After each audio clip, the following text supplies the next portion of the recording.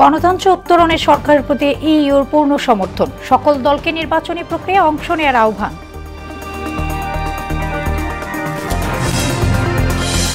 ষড়যন্ত্র পরিহার করে জামায়াতকে ভালো হওয়ার পরামর্শ বিএনপি। ফ্যাসিস্ট স্টাইলে নির্বাচন হলে দুর্ভোগে পড়বে জাতি, বলছে জামায়াত। হাসিনার মামলায় রায় ঘিরে শঙ্কা নেই, দাবি স্বরাষ্ট্র উপদেষ্টা। ক্রসফায়ারের মাধ্যমে সন্ত্রাস দমন করতে চায় না পুলিশ, জানালেন আইজিপি। এবং থামছে না ডেঙ্গুর প্রকোপ, একদিনে ঢাকা উত্তর সিটিতে 5 মৃত্যু। চলতি বছর প্রাণহানি বেড়ে দাঁড়িয়েছে 331।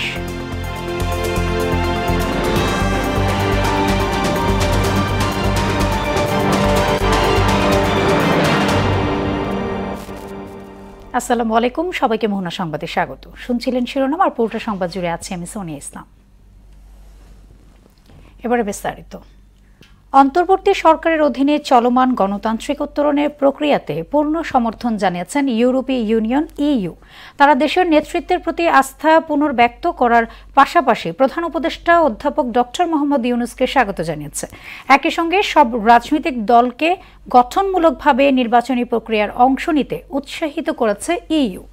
ইইউ এক ফেসবুক পোস্টে জানায়, অন্তর্বর্তী সরকারের অধীনে গণতান্ত্রিক নির্বাচনের পথে বাংলাদেশের এগিয়ে যাওয়াকে আমরা সমর্থন করি। এতে আরও বলা হয়, ফেব্রুয়ারিতে সুষ্ঠু নির্বাচন আয়োজনের প্রেক্ষিতে আমরা প্রধান উপদেষ্টা ডক্টর মোহাম্মদ ইউনূসের নেতৃত্বকে স্বাগত জানাই। ষড়যন্ত্রের পথ পরিহার করে বাংলাদেশ জামায়াত ইসলামীকে ভালো হওয়ার আহ্বান জানিয়েছেন বিএনপির মহাসচিব মির্জা ফখরুল ইসলাম আলমগীর।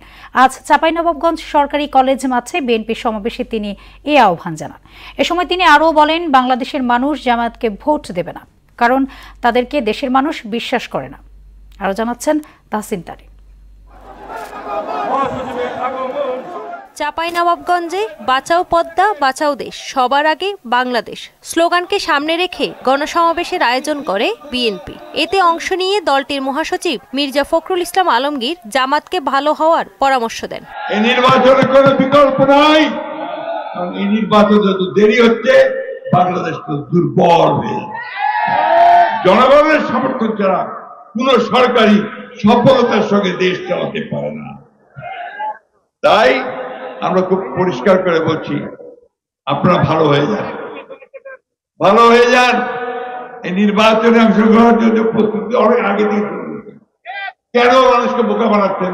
এর আগে রাজশাহীর গোদাগাড়িতে দলের প্রয়াত নেতা ব্যারিস্টার আমিনুল হকের কবর জিয়ারত শেষে এক সমাবেশে তিনি বলেন, একটা দল বিএনপিতে বিভেদ সৃষ্টির চেষ্টা করছে। এই বিষয়ে নেতাকর্মীদের সতর্ক থাকতে হবে।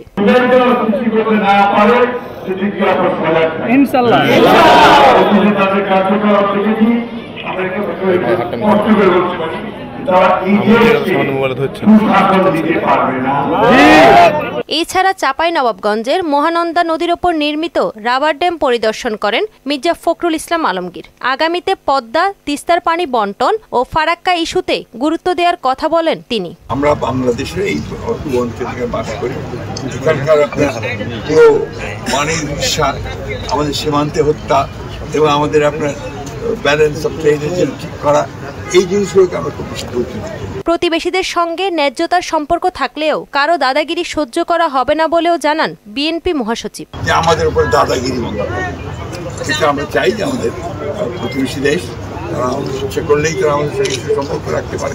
তাহসিন তারিন, মোহনা সংবাদ। আমি মনে করি মানুষ গণভোটের উদ্দেশ্য বুঝতে না পারলে এতে কোনো লাভ হবে না বলে মন্তব্য করেছেন বিএনপির সিনিয়র যুগ্ম মহাসচিব রুহুল কবির রিজভী। গণভোটের 4টি বিষয়ের যে কোনো একটিতে দ্বিমত থাকলে জনগণ কিভাবে ভোট দেবে, এমন প্রশ্ন তোলেন তিনি। দুপুরে রাজধানীর শ্যামলীতে বেতার শিল্পী আফরোজা নিজামীর বাসায় আমরা বিএনপি পরিবারের পক্ষ থেকে আর্থিক সহায়তা প্রদানের পর গণমাধ্যমের সঙ্গে আলাপে এসব কথা বলেন রুহুল কবির রিজভী। দেশের পরিস্থিতি ক্রমশ ঘোলাটে হচ্ছে উল্লেখ করে পতিত স্বৈরাচার বিপুল টাকা দিয়ে নাশকতা সৃষ্টি করছে বলেও অভিযোগ করেন রিজভী। আমি যদি কোনো প্রশ্নের সাথে একমত হতে না পারি, তাহলে এই না পারাটা আমি লিখব কোথায়? সেই জায়গাটুকু নাই, সেই বিধানটুকু গণভোটের মধ্যে রাখা হয়। যে কাজ করতে হবে সেই কাজটা যেন একেবারে যথাযথ এবং মজবুত হয়। কমপক্ষে দেশের 90% মানুষ বুঝতে পারে যে এই গণভোটের মূল উদ্দেশ্য কি। এবারের নির্বাচন ফ্যাসিস্ট আমলের মতো হলে জাতির ভাগ্যে দুর্ভোগ নেমে আসবে বলে মন্তব্য করেছেন জামায়াতে ইসলামের সেক্রেটারি জেনারেল মিয়া গোলাম পরওয়ার। আগামী নির্বাচন স্বচ্ছ করতে প্রশাসনকে নিরপেক্ষ ভূমিকা রাখার আহ্বান জানান তিনি। সকালে খুলনার 0 পয়েন্টে এক পথসভায় এসব কথা বলেন মিয়া গোলাম পরওয়ার। সমান সুযোগ পেলে বিশ্ববিদ্যালয়গুলোর ছাত্র সংসদ নির্বাচনের ধারাবাহিকতায় নতুন প্রজন্ম জাতীয় নির্বাচনকেও দেশকে বদলে দেবে বলে আশা ব্যক্ত করেন তিনি। এবারের নির্বাচন যদি 14, 18, 24-এর মতো নির্বাচন হয়, জাতির ভাগ্যে দুর্ভোগ নেমে আসবে। আমরা নির্বাচনী এলাকার ভোটারদের কাছে, জনগণের কাছে মেসেজ দিতে চাই যে আমরা একটি নতুন বাংলাদেশ গড়তে চাই। ভোট কেন্দ্রগুলো পাহারা দেবেন, ভোটারদের জন্য ভয়ভীতি, কালো টাকা দিয়ে প্রচন্ড চাপ সৃষ্টি করা না হয়। প্রত্যেক দল এবং প্রার্থী সমান সুযোগ দিয়ে যেন নির্বাচনী কাজ করতে পারে। জাতীয় নির্বাচন ঘিরে 9 দিনের জন্য বিশেষ আইনশৃঙ্খলা বাহিনী মাঠে থাকবে বলে জানিয়েছেন স্বরাষ্ট্র উপদেষ্টা জাহাঙ্গীর আলম চৌধুরী। দুপুরে পটুয়াখালী সার্কিট হাউসে সাংবাদিকদের সঙ্গে মত বিনিময়কালে তিনি বলেন, আগামী নির্বাচন শান্তিপূর্ণভাবে অনুষ্ঠিত হবে। শেখ হাসিনার মামলার রায় নিয়ে বলেন, 17 নভেম্বর ঘিরে কোনো শঙ্কা নেই। ফেব্রুয়ারি প্রথম দিকতে হবে, রোজার আগে হবে। ডেটটা হয়তো ইলেকশন কমিশন, বাট এই জন্য আমাদের যা যা প্রস্তুতি নেওয়ার দরকার আমরা এটা নিয়ে নিচ্ছি। রায় ঘোষণা করা হবে, এটা তো কনফার্ম, সে আপনাদের কোর্টে থেকে জানিয়ে দিয়েছে। এটার জন্য আইন শৃঙ্খলা বাহিনী তাদের যা যার প্রস্তুতি নেওয়া নিয়েছে এবং এটার ক্ষেত্রে কোনো ধরনের কোনো রকম কারো কোনো আশঙ্কা নেই।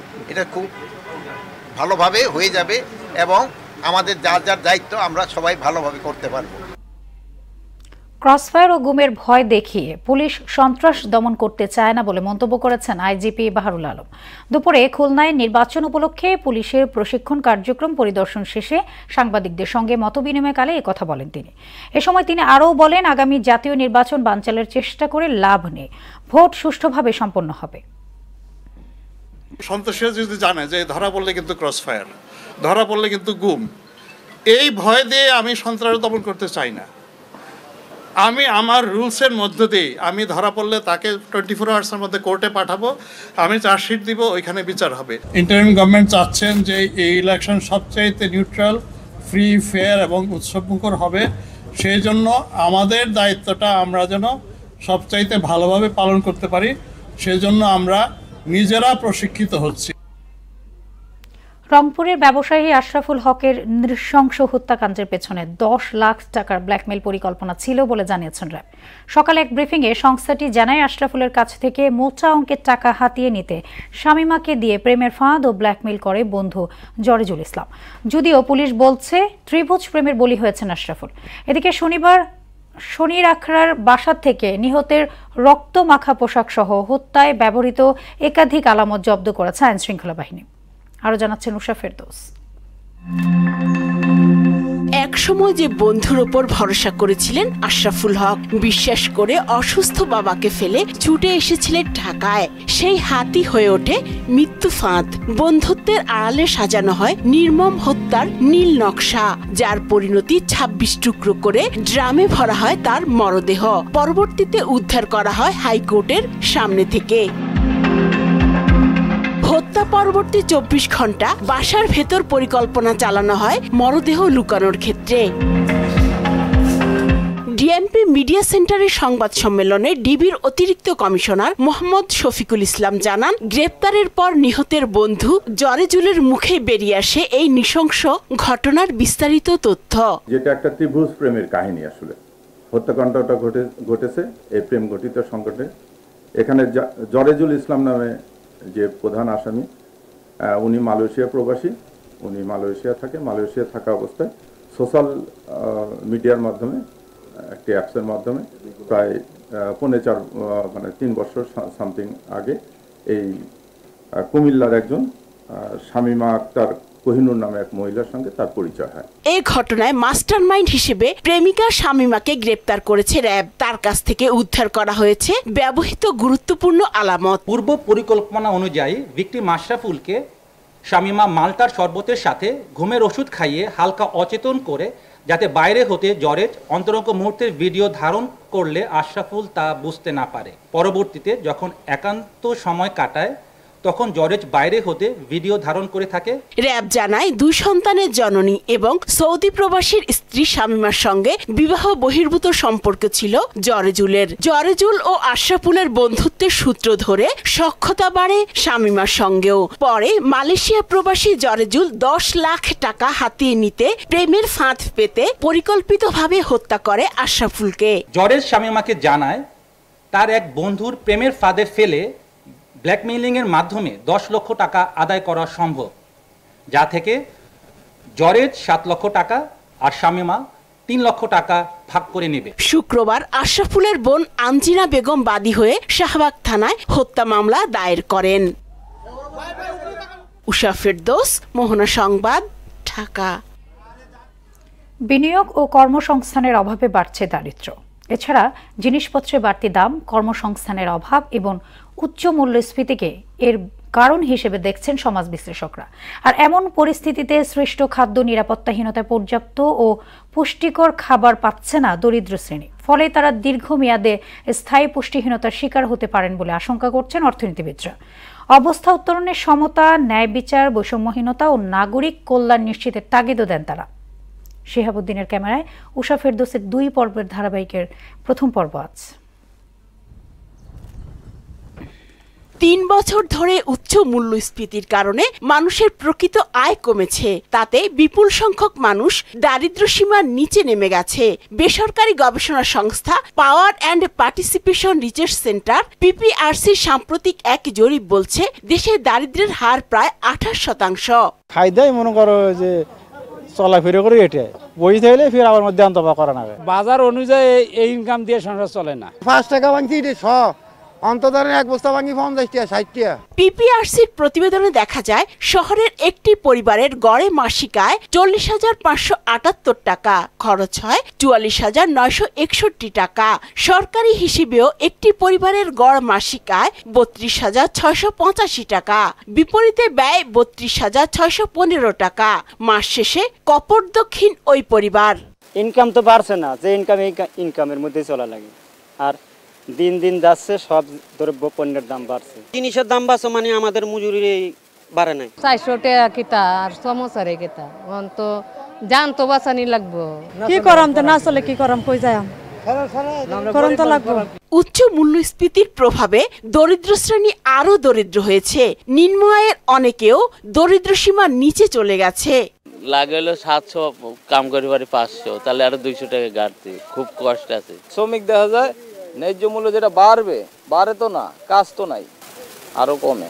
অর্থনীতিবিদরা বলছেন মূল্যস্ফীতির অনুপাতে মজুরি না বাড়া এবং সরকারি বেসরকারি বিনিয়োগে স্থবিরতাই এর মূল কারণ।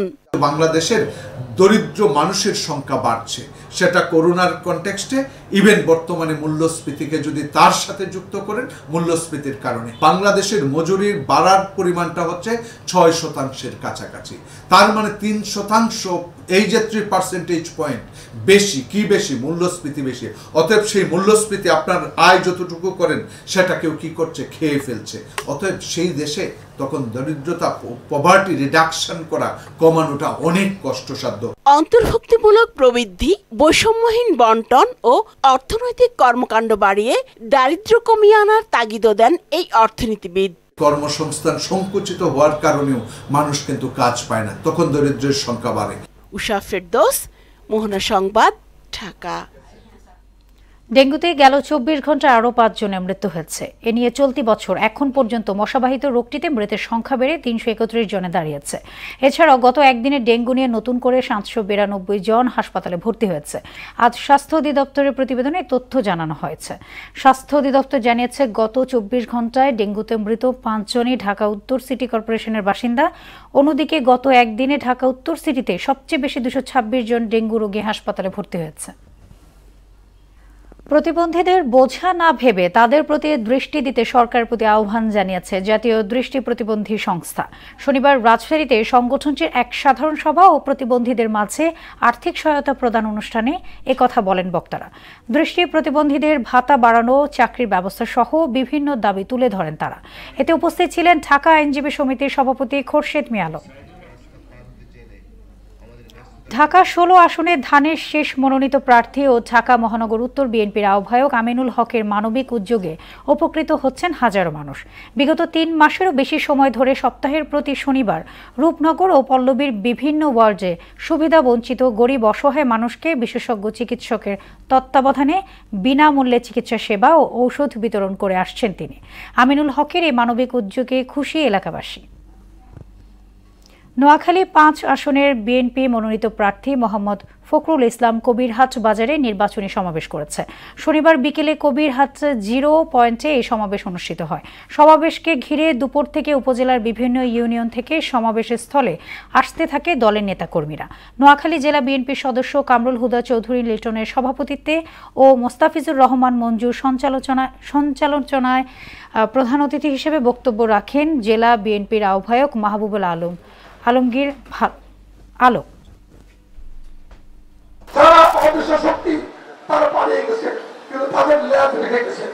তারা ল্যাব দিয়ে আমাদের মধ্যে নাড়ানোর চেষ্টা করছে। দলের মার্কা একটা, দলের প্রধান একজন। আমরা সে দলের প্রধান হিসেবে যাকে আমার মতো একটু সাধারণ মানুষকে আপনাদের খাদের পরিবার আছে, আমি আপনাদের কাছে বিনীত আহ্বান করব, আমাদের মধ্যে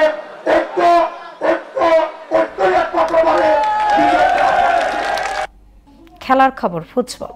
বাংলাদেশের বিপক্ষে এশিয়ান কাপ বাছাইয়ের ম্যাচ সামনে রেখে 23 সদস্যের দল ঘোষণা করেছে ভারত। এতে বড় চমক অস্ট্রেলিয়ান প্রবাসী ফুটবলার রায়ান উইলিয়ামস। যদিও ফিফার কাছ থেকে এখনও অনাপত্তি পাননি তিনি, আগামী 17 নভেম্বরের মধ্যে অনাপত্তিপত্র পেলে দলে যোগ দেবেন রায়ান। ভারতীয় স্কোয়াডে আছেন বিক্রম প্রতাপ সিং, গোলরক্ষক গুরপ্রীত সিং সান্ধু, নিখিল প্রভু, মোহাম্মদ সানান, রাহুল ভেগ, মহেশ সিংরা। আগামী 18 নভেম্বরের ম্যাচে মাঠে নামতে ইতিমধ্যেই ঢাকায় পৌঁছেছে ভারতীয় দল। শেষ করব মোহনা সংবাদ, যাবার আগে শিরোনামগুলো আরও একবার।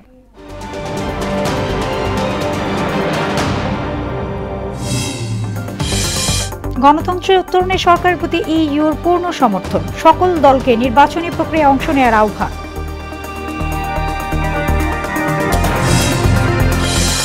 ষড়যন্ত্র পরিহার করে জামায়াতকে ভালো হওয়ার পরামর্শ বিএনপির। ফ্যাসিস্ট স্টাইলে নির্বাচন হলে দুর্ভোগে পড়বে জাতি, বলছে জামায়াত। হাসিনার মামলার রায় ঘিরে শঙ্কা নিয়ে দাবি স্বরাষ্ট্র উপদেষ্টার। ক্রস ফায়ারের মাধ্যমে সন্ত্রাস দমন করতে চায় না পুলিশ, জানালেন আইজিপি। এবং থামছে না ডেঙ্গুর প্রকোপ, একদিনে ঢাকা উত্তর সিটিতে 5 জনের মৃত্যু। চলতি বছর প্রাণহানি বেড়ে দাঁড়িয়েছে 331।